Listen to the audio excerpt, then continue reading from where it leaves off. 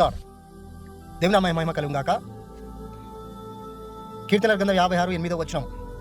నా సంచారములు నువ్వు లెక్కించి ఉన్నావు, నా కన్నులు నీ బుడ్డిలో నుంచబడి ఉన్నవి, అవి నీ కవిలలో కనబడును గదా. నా సంచారములు, మనం నడిచేటువంటి నడక, మనం వెళ్ళేటువంటి మార్గము, మనం ప్రవర్తించేటువంటి ప్రవర్తన సమస్తము దేవునికి తెలిసి ఉన్నది. కీర్తన 139 మొదటి వచనం నుంచి 2-3 వచనం చూస్తే, నేను కూర్చుండుట లేచుట అది నీకు తెలియను, యెహోవా అను నామము నా నాలుకకు రాకమునిపై అది నీకు పూర్తిగా తెలిసి ఉన్నది. మనం ఏం మాట్లాడబోతున్నామో, ఏం చెప్పబోతున్నామో అది పూర్తిగా దేవునికి తెలిసి ఉన్నది. మనం ఎలా నడుస్తున్నాం, ఏ నడకలో, ఏ ఒక విధి విధానాల్లో జీవిస్తున్నాం, సంచారములన్నీ ఒక దినాన లెక్క చెప్పవలసి ఉన్నది. సంచారముల సమస్తమును ప్రతి దానికి మనం జవాబు చెప్పాల్సిన అవసరమై ఉన్నది. ఈ లేఖనం చెప్తుంది, మనం కాదు. లేఖనం చెప్తుంది, నా సంచారములన్నీ నీ లెక్కించి ఉన్నావు. అడుగు జాడలు, మన మాటలు, మన ప్రవర్తన, మన హృదయ విధానాలు, మన బ్రతుకు సమస్తము ప్రతి దానికి, చెడుకు మంచి ప్రతి దానికి లెక్క చెప్పవలసి ఉన్నది.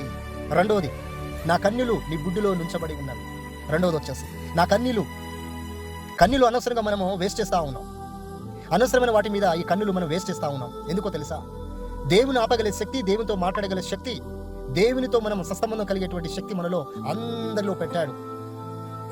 కన్నీలు, దేవుని ఆపగలిగే, దేవునితో మాట్లాడగల శక్తి మన కన్నీలు ద్వారానే ఆయనతో మనం అపార్ట్మెంట్ తీసుకోగలుగుతాం, ఆయనతో మాట్లాడగలుగుతాం, ఆయనతో ముచ్చటించగలుగుతాం, ఆయనతో నడవగలుగుతాం, ఆయనతో ఉండగలుగుతాం, ఆయనలో నీలమైపోతాం.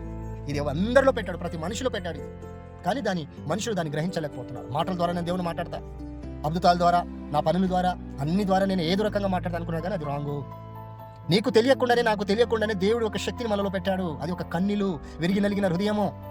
ఆ కన్నీలు సమస్తమైన ఆ కన్నులు కదా. ఆ కన్నులు ఎక్కడ వేస్ట్ చేస్తా ఉన్నాం మనం? ఈ లోకం అంతలో ఉండి అంతలో మాయమైపోయే లోకం గురించి కన్నులు వేస్ట్ చేస్తా ఉన్నాం. ఏదో కంటికి కనబడినటువంటి దానికి కావాలని కన్నులు వేస్ట్ చేస్తా ఉన్నాం. ఏదో అనవసరమైన వాటి గొడవల గురించి మన కన్నులు వేస్ట్ చేస్తా ఉన్నాం.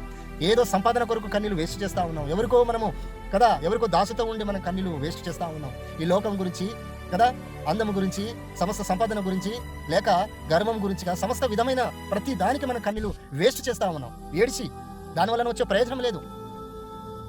కానీ ఎవరి కోసం వేడిస్తే, ఎవరి కోసం మన కన్నులు కాల్స్తే అది దాచబడి ఉంటుంది. దానికి ఒక లెక్క ఉంటుంది. మన కన్నులు కాలుస్తా ఉన్నాం. ఆ కన్నులు మనలో పెట్టాడు. ఎంత అదృష్టం, ఎంత మనకు మంచిది. ఆ కన్నులతో దేవునితో మనం మాట్లాడగలుగుతాం. ఎంత కన్నులు కారిస్తే అంత మంచిదండి. బైబిల్లో చాలా చోట్ల ఉంది.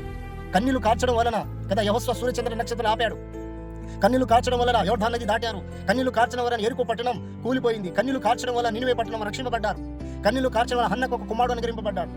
కన్నులు కార్చడం వలన దేవుడు లాజరుని కదా, వారి మహిమను చూడలేకపోతున్న దేవుడు ఏడవలేదు అక్కడ. కానీ ఎందుకు ఇది దేవుని మహిమపరచలేకపోతున్నారు, ఎందుకు నమ్మలేకపోతున్నారు అని కన్నులు కార్చడం లూకా సువార్తలో. అక్కడ లాజరు బతికింపబడ్డాడు.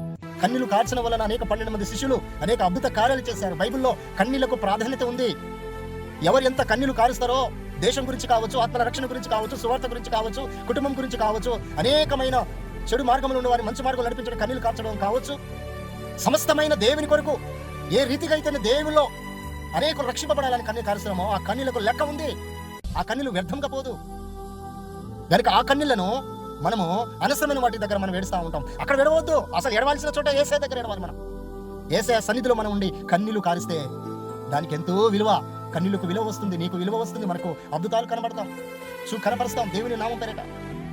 మనకు మేలు, ఇతరులకు మేలు, కుటుంబానికి మేలు, దేశానికి మేలు కన్నులు కార్చడం వలన. ఒకడు వాచ్ కొరకు ఏడుస్తాడు, ఒక డ్రెస్ కొరకు ఏడుస్తాడు, ఒకడు అది కావాలని ఏడుస్తాడు, ఒకడు ఇది కావాలని ఏడుస్తాడు. ఎందుకండి కన్నులు అనవసరమైనవి వేస్ట్ చేస్తున్నాం? ఈ కన్నుల ద్వారా దేవుని సన్నిధిలో మొరపెట్టు.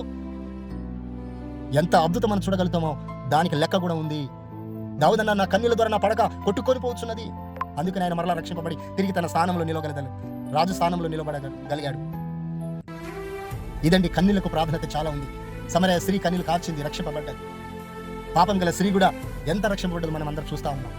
ఐగుప్తు ప్రాంతంలో ఇజ్రాయెల్ ప్రజలు ఘోర సమస్యలో పాపను చిక్కుపోయినప్పుడు కన్నులు కార్చడం ద్వారా మొరపెట్టినప్పుడు ఆకాశం తట్టు మోషే లాంటి మంచి నాయకుని దేవుడు పంపించాడు కదా. నువ్వు ఎక్కడ ఏ స్థితిలో ఏ ఒక విధి విధానాలు చిక్కుకున్నావో, లేక బాధపడుతున్నావో, సమస్యలు ఉన్నావో, మొరపెట్టో ఉన్న చోట్లనే కన్నులు కార్చు.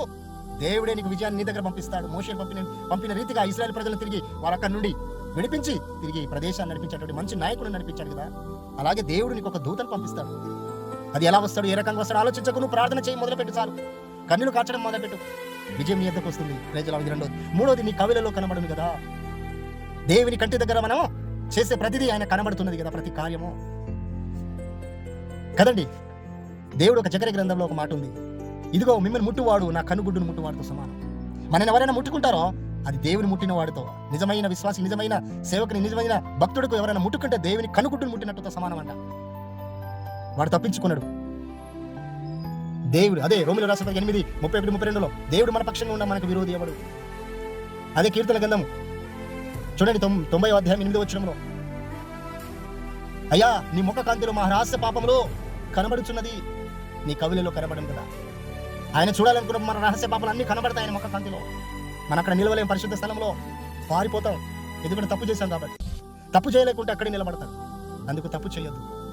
ఆయన ఎదుట నిలబడగలగాలంటే ఇక్కడే మనము దేవుని సమర్పించుకోవాలి. మొదటి ఏం చూసుకున్నాం? సంచారం. రెండోది ఏం చూసుకున్నాం? కన్నీళ్లు. మూడోది ఏం చూసుకుంటున్నా? కవిలలో కనబడను కదా. సంచారములు, అలాగే మన కన్నీళ్లు, మనం చేసే ప్రవర్తన సమస్తము దేవుడు చూస్తా ఉన్నాడు. ఇంగ్లీష్లో ఒక మాట ఉంది, for has the body without the spirit his dead, so faith without work. ప్రాణం లేని శరీరం ఎలాగో మృతమో అలాగే క్రియ లేని జీవితం మృతమో. యాకోబు 2:26 వచనం, జేమ్స్ చాప్టర్ 2:26 వర్సెస్. చూడండి, దేవునిలో మనం ఉండాల్సినటువంటి ఏంటంటే సంచారము, అలాగే కన్నీల ప్రార్థన. మూడోది ఆయన దృష్టి ఎదుట ఎలా బ్రతుకుతున్నాం. చాలా జాగ్రత్తగా ప్రభుని కనపరచాం. Praise the lord.